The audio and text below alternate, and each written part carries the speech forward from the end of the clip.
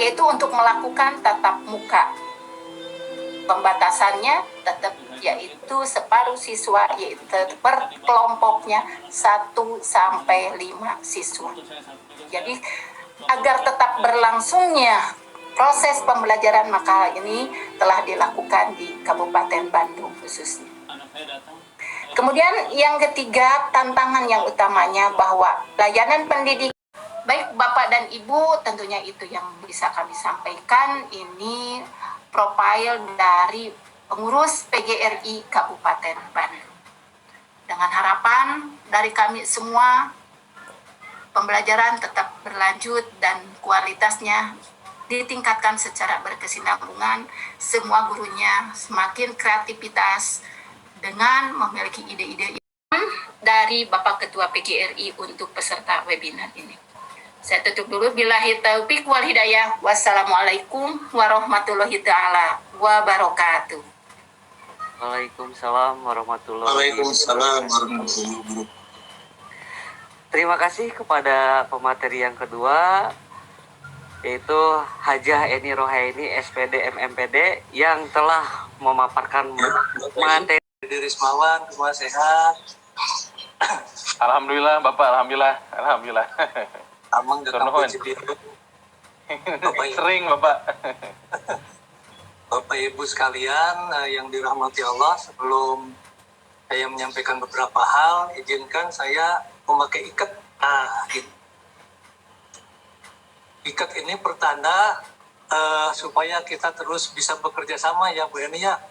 Ya, dari paparan Ibu dan dari paparan Kepala Dinas tadi kelihatannya kita harus banyak kerjasama ini. Jadi saya pakai ikat untuk mengikat gitu ya Bu ya. Baik, Bapak dan Ibu sekalian, saya informasikan terlebih dahulu kenapa kita bisa bekerja sama. Karena di kampus UPI Cibiru ini program studinya sudah bertambah begitu. Existing dulu itu program studi kita yang paling banyak mahasiswanya adalah PGSD, pendidikan guru sekolah dasar. Kemudian PG PAUD, ya Bu Eni, itu 2. Nah sekarang sudah bertambah 3 program studi S1, yaitu program studi pendidikan multimedia. Cocok Ibu nanti bisa bekerja sama. Tahun 2018 kita buka program studi pendidikan multimedia. Mungkin nanti dengan Kepala Dinas Pak Johana kita bisa bekerja sama. Tahun 2019 kita buka program studi rekayasa perangkat lunak ini. Juga membuat aplikasi-aplikasi termasuk aplikasi pembelajaran. Tahun 2020 kita buka program studi teknik komputer. Jadi di kampus Cibiru sekarang sudah 5 program studi Bu. 5 program studi. Konten KSD-an, kepaudan, ditambah dengan pendidikan multimedia, rekayasa perangkat lunak, dan teknik komputer. Jadi tadi kalau misalnya abad 21 itu kan sekarang. Bahkan sudah berjalan kurang lebih 20 tahun ya, dari 2001 itu. Sudah masuk abad 21 sampai 2100. Jadi sekarang kita sedang berada dalam abad 21, abad 2001. Sampai 2100 nanti mungkin ya. Jadi kalau membicarakan keterampilan abad 2001 ya sekarang ini kita membicarakan, maka ada yang disebut dengan ruang belajar 3, self-directed asynchronous learning, belajar mandiri kapan saja, di mana saja sesuai dengan kondisi yang dan kecepatan belajar siswa. Nah ini yang sedang kita garap sekarang. Dosen-dosen di kami sudah mendapat pelatihan semua, ada yang disebut dengan micro learning, bagaimana dosen-dosen membuat video explainer gitu ya, atau video nanti kita lihat. Kemudian berikutnya, kenapa kita harus membuat bahan ajar yang kreatif, inovatif? Kita lihat, kita lanjut Pak Tifala. Next, silakan di. Selain masalah COVID, yaitu adalah kita harus tahu semua dan kita juga memahami dan mengerti semua bahwa saat ini kita harus memiliki digital literasi. melek digital. Peran guru yang tidak tergantikan adalah penyusunan bahan ajar yang baik. Walaupun bagaimana, yang membuat bahan ajarnya itu guru. Dan kitalah, gurulah yang tahu betul bagaimana kondisi siswa kita, bagaimana kondisi tempat kita mengajar. Karena itulah maka bahan ajar yang kita buat harus disesuaikan dengan semua itu. Secara kontekstual itu belajar dalam rangka konteks tertentu. Sehingga siswa merasa dia terlibat, dia ikut larut dalam proses. Konsep yang dia pikirkannya itu di luar konteks pengetahuannya. Kalau kata Pak Dede tadi, di luar prior knowledge-nya gitu. Oke. Yang kedua itu, guru tidak akan tergantikan jika guru mengajar dengan hati. Artinya anak-anak didekati dengan kelembutan, anak-anak didekati dengan penuh kasih sayang, anak-anak didekati dengan penuh perhatian begitu ya, sehingga ada ketulusan ketika seorang guru mengajar.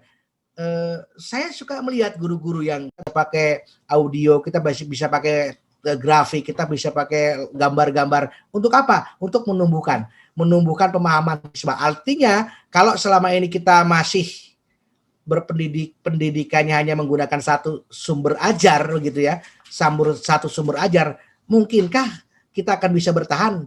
Orang perusahaan mengenalkan sampo saja menggunakan banyak sekali platform gitu. Kok kita guru di sekolah hanya menggunakan satu platform gitu.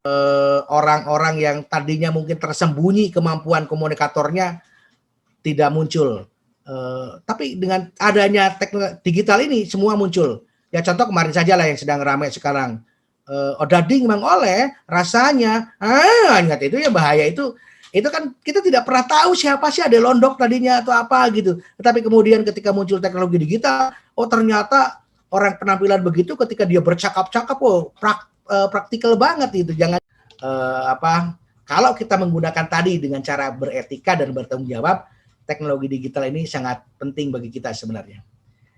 Hanya permasalahannya barangkali bagaimana menanamkan etika dan bagaimana menanamkan tanggung jawab ketika menggunakan media digital. Siapa pertanyaannya yang mengajar, yang berhak mengajar, yang wajib gitu ya, berhak yang wajib menanamkan etika komunikasi digital, tanggung jawab dalam komunikasi digital siapa?